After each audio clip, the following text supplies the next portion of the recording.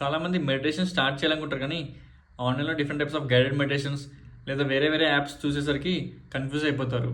Sleep meditation చేయాలా, stress meditation చేయాలా, gratitude meditation చేయాలా, లేదా ఏ యాప్ ఫాలో అవ్వాలి, Headspace, Calm, Insight, online websites, YouTube videos ఇవన్నీ ఉన్నా ఆ డౌట్ మాత్రం ఏది చేయాలని అలానే మిగిలిపోతుంది.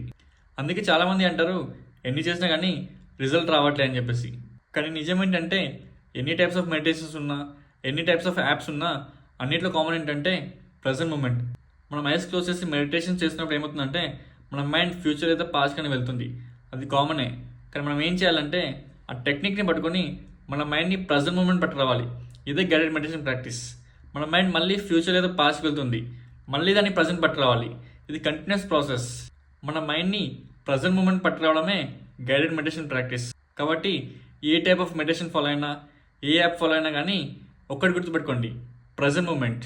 రీల్ మీకు కానీ మీ ఫ్రెండ్స్లో ఎవరికైనా యూస్ఫుల్ అనిపిస్తే షేర్ చేయడం మాత్రం అస్సలు మర్చిపోకండి.